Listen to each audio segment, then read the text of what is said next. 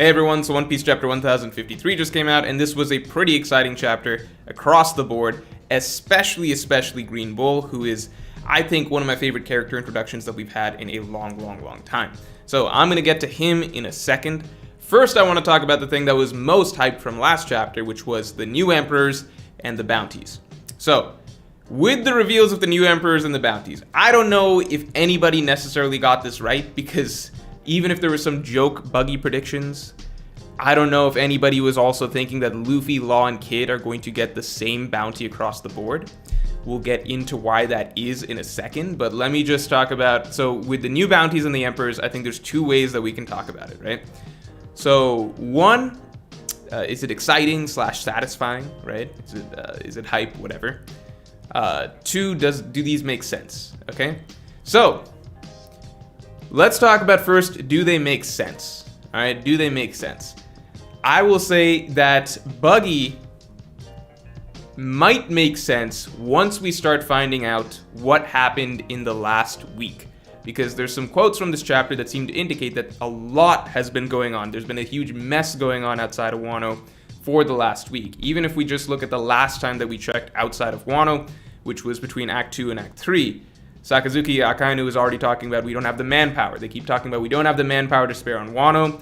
Green Bull mentions that again as well partway through this chapter. They don't have the manpower, which means some crazy stuff is going on outside of Wano. It sounds as though a lot has changed outside Wano. So, I have a feeling that Buggy, he did his usual thing where he, trips essentially into a higher status. So something has changed from before to after, where Buggy is now ascended in the hierarchy of the pirate world. I am not of the opinion that it would make any sense for Buggy to be an emperor as is, with what we knew of him and his, fleet beforehand, simply because I've seen people saying like, oh, it makes sense that Buggy's an emperor because, he has a lot of people working under him. So to be an emperor, you need a large force underneath you, you need a territory, etc. That is true.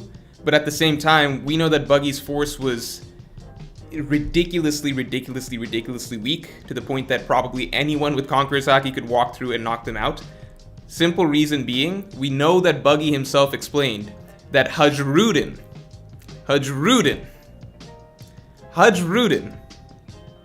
was his top S tier. Hajrudin and his giants were their top S tier squad. Okay, so think about that for a second. Hajrudin, who Luffy pretty much casually one-shotted scrolling through the Dressrosa Coliseum, right? An absolute joke. Hajrudin, who just about barely managed to beat one of Doflamingo's officers, right? And it shattered like every bone in his body trying to do that. And that was Buggy's top guy. Keep in mind that forget Luffy's main fleet. In Luffy's backup fleet, his grand fleet, Hajrudin doesn't even crack like the top 3 strongest fighters, alright? And Hajrudin and his giant team were basically the S tier squad among Buggy's pirate fleet. So Buggy's not exactly working, like, yeah, he's got numbers, but in the same sense that like Don Krieg had numbers, okay? Like you take out, like it's so, obviously his squad is going to be stronger than Don Krieg's, but I'm just saying that at a certain point, the scale is so irrelevant, a vice admiral could walk through and solo all of Buggy's, pirate fleet for all we know, right? Because Hajrudin was Buggy's top guy, and Hajrudin and his giant buddies left Buggy, so last we saw Buggy, he was basically done for, right? Like, it looked like he had basically surrendered to the Marines and whatever was going on there, and he was trying to skedaddle, escape, whatever. So something changed, right? Something changed where before Buggy was about to be wiped off, him and his fleet were about to be wiped off the face of the earth by the Marines, and now he's being called an emperor. So there's some ideas for what that could be. I'll share those in future videos, but I think whatever the reasoning behind Buggy being an emperor is, it'll probably make sense once we find out what's been going on in the outside world. So, the Buggy thing, maybe not as surprising to me as Luffy, Kid, and Law all having the same bounties. Because that's a tough one to wrap my head around. Because, okay, even if we assume that it seems like the world government just arbitrarily decided that, you know what, Kaido and Big Mom were defeated, we are not super interested in the details of who did what, let's just assume that Luffy, Kid, and Law had equal contributions, even though we, the reader, obviously know this is completely false, and that Luffy took on Kaido straight up 1v1 and actually overpowered him, whereas Kid and Law, through teamwork and some shenanigans and a bit of luck and TNT and bombs and stuff like that, and a big hole that Big Mom fell down, they were able to take out Big Mom, who was the lesser of two evils, while Luffy individually took on clearly the greater of two evils, right, and defeated him by himself. So, the world government doesn't know any better. Maybe they just assumed, okay, Luffy, Kid, and Law, split the credit, 3-3-3 across the board. That would make sense, kind of, if not for the fact that Law and Kid have basically terrible crews.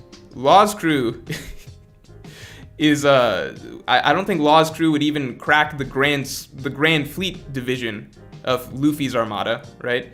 Kid has Killer, but besides that, he has basically no one. So their crews, you could combine their crews, and it's not even close to as good as the Straw Hat crew. The Straw Hat Pirates, you could argue they're the strongest crew in existence right now. I mean, look at what Zoro and Sanji did to King and Queen. So Luffy not only very possibly has the strongest pirate crew in existence, whereas Kid and Law have nothing, Luffy also has a gigantic armada filled with literally many of the New World's best fighters. Remember, the Colosseum was filled with many of the New World's best fighters coming together.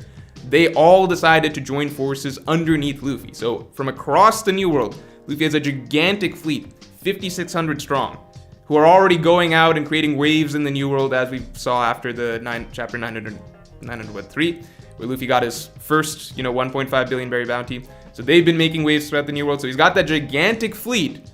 Kid and Law have nothing. And Luffy has the allegiance of so many nations. Zou, Wano at this point, obviously. Momonosuke and Luffy have such a strong relationship, so that's obviously Luffy's territory essentially at this point. Fishman Island. I mean, I think it's just, even if the world government mistakenly thought that Luffy, Law, and Kid all deserved equal credit for taking down Kaido and Big Mom, if they mistakenly thought that, then everything else, if that being equal, everything else should rocket Luffy still way, way, way higher in terms of threat to the world government than these two other guys. His crew, his fleet, his alliances, just his resume in general that was being rattled off after Whole Cake Island is so much more impressive than Kid and Law's, even assuming that their feats in Wano were equal.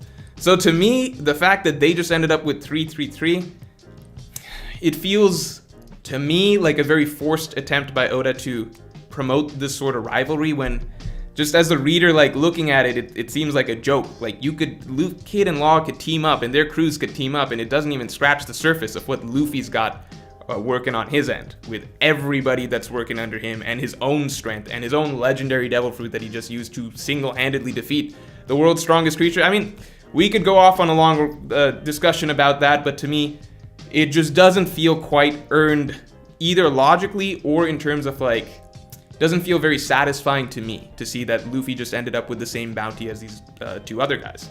Because to me, that kind of almost diminishes what Luffy just did, in that he did so much and accomplished so much, and these other two guys that were, like, cleaning up downstairs just ended up getting the same accomplishments as him. So for me, the bounty's not... I don't quite love it. I think I would have been totally fine if Luffy had 3 billion as long as Kid and Law were lower. But I think the forced equivalence of it, like the forced equality basically, that rubs me a little bit the wrong way. Because I would have loved if Kid and Law had done more, particularly Kid had done more, maybe done more against Kaido or something like that. And then it felt more earned that he deserved the same status as Luffy. But we all read the arc. We know that these two aren't even the same ballpark as pirates as, Straw Hat Luffy. So that's my thoughts on the bounties. In terms of emperors, I think it's hype that we're back to 4 emperors. I think that the fact that, Buggy's an emperor is not necessarily hyper exciting, but again, logically it makes sense with Kid, Law's bounties. I'd say, like, logically to me it doesn't make sense, and in terms of hype excitement, it's not that hype or exciting for me that they're the same as Luffy. But I think I've talked enough on that. Buggy is a Yonko. I think it's funny, and I think the Yonko system in general probably won't maintain that much longer. But I think I've got a bit of an idea, maybe, of why Buggy might have the status he has now, which I'll share in a future video, so you guys can wait on that. But I think it could be something particularly interesting. Beyond all that, let's talk Green Bull. So Green Bull, I think that since Fujitora showed up, I had I won't say apprehensions about Green Bull. It's not like I was, obviously if Oda wants to make Green Bull similar to Fujitora in terms of being a more, I guess, mild-mannered and honestly a good-natured, kind-hearted person. Oda probably has a good plan for that in the story. But I was pleasantly surprised to see that Green Bull was in fact nothing like Fujitora. Green Bull actually really admires and respects Akainu, whereas Fujitora outright disobeys and goes in the face of everything that Akainu stands for. So Green Bull is a hardline, pro-world government, it seems, pro-absolute justice, champion. And that's actually really refreshing to see as we're heading towards the final segment of the story where the Marines are going to be the big bad guys. So with the Marines being set up as the big bad guys, I personally do like seeing that, it's not just Akainu and Kizaru that are going to be, going hard against the Straw Hats. It seems like Green Bull is going to be a very significant obstacle as well in this endgame section because he is 100% on board with everything that the Marines represent right now. So he's 100% probably going to be, I said 100% probably, 100% let's say probably, let's say probably going to be one of the final obstacles alongside Kizaru, alongside Akainu for the Straw Hats in the endgame of the story. So that's a pleasant surprise, as well as the initial showing that Oda gave him. I said before that I was a little, underwhelmed by the idea of a plant-based opponent, just because in my mind, plants are not a particularly intimidating or powerful ability. But results speak for themselves. I think that this was actually one of the craziest and most impressive and most meaningful feats that we've gotten over the course of the entire series, because it answered conclusively, and I think almost conclusively without a doubt, a long running discussion, right? And you could say that, it was clear all along that admirals are way above commanders, stuff like that. You could say it's clear all along that admirals equal to Yonko, whatever. But really, it's not factually clear because we never truly, in the story, got a factual showing that shows something that, like, look, if an admiral fights a Yonko commander seriously, an admiral wins easily. We never got that so far, right? We got in Marineford, we got Kizaru versus Marco, we got Aokiji versus Jozu, things like that. And sure, you can assume that, hey, if an admiral went all out, they would probably beat up a commander pretty easily. You could assume that, but the fact is that this has been a debate ongoing in the community for a long time, which is how far off are commanders from admirals, right? And I'm not going to say that King and Queen are representative of all commanders, but it is kind of crazy that Green Bull showed up and Oda kind of just stamped definitively into the story that, yeah, Green Bull as an admiral, if he's serious, he can take these two guys out, as well as a bunch of the other Beast Pirates, with basically no sweat, which is pretty insane. And I think that does a lot to suggest that, Yonko admirals, same tier, however you want to power scale or whatever, it does a lot to suggest that, the one thing we're still kind of missing, basically, that Oda hasn't quite definitively shown to the reader is basically what happens if a fully healthy admiral fights like a fully healthy Yonko. Because if you remember, Whitebeard obviously heavily injured, very old, etc. It's hard to kind of judge based off of him and Akainu, but that's the one thing we're still kind of up in the air about. Like, you have readers now asking, hey, what would have happened if Green Bull ran into Kaido? Is Green Bull an even bigger threat than Kaido at the moment? Some people are thinking. I personally don't think so. I personally think that Green Bull has no shot walking up to this alliance. I think he's quite overconfident walking up to this alliance, thinking that he can just wipe out all three of these captains, as well as their crews, as well as all of the samurai of Wano, considering that just now this whole squad basically took out 2 Yonko and their crews. So I have my doubts, but it does seem as though Green Bull is set up to shake things up in some way. So I imagine that he'll be effective in some way. I don't think Oda would just introduce an admiral and have him be completely stomped by the alliance. I think that'd be kind of crazy. So I imagine Green Bull is about to be effective in some way, or at least shake things up in some way, and I'm definitely looking forward to that. But overall, love the appearance, love the attitude of the character. I like the fact that this final admiral does just seem to be a bit more of a classic villain. I love Fujitora as a character. I love what he represents in the story. But when we're heading towards the endgame, final war, etc., I like the idea of just also knowing that, hey, there are some actual straight-up villains that need to be defeated come battle time. So, love the introduction of Green Bull. Last thing I'm going to talk about that I really loved, my favorite panel in this chapter, was the huge fireworks display.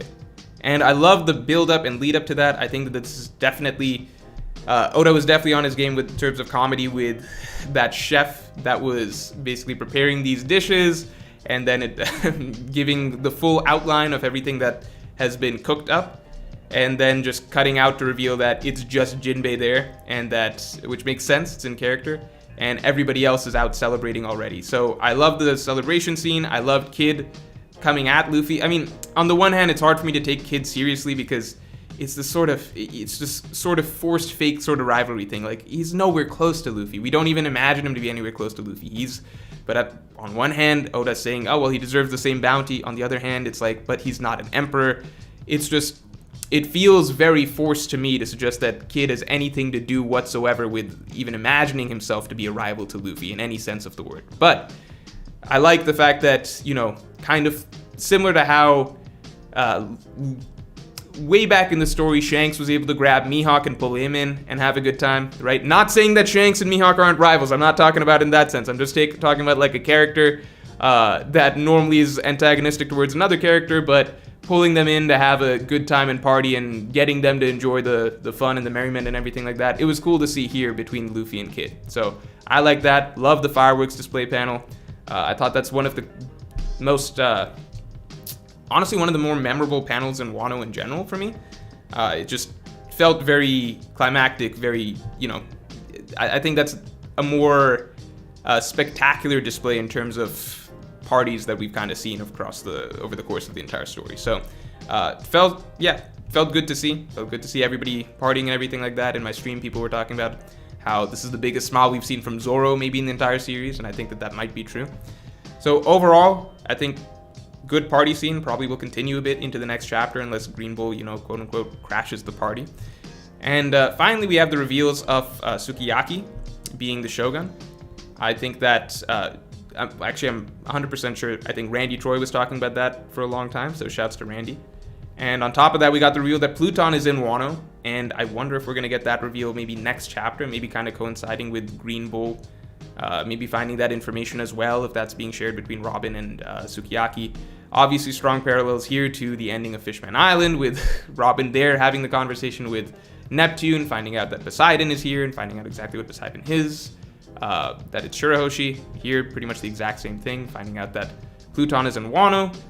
I hope that next chapter we find out where it is. Again, some people in the stream were discussing, saying that, hey, it might be underground, maybe close to where Kaido and Big Mom are, honestly, just because Pluton takes after Hades, god of the underworld, so that would be interesting to see as well. So we got a long break ahead of us, but there's a tremendous amount of points that came out of this chapter specifically to discuss. So there's a lot of things for us to spitball and speculate on over the course of the next 4 weeks. So chapter 954, obviously going to be one of the most highly anticipated One Piece chapters in a long time.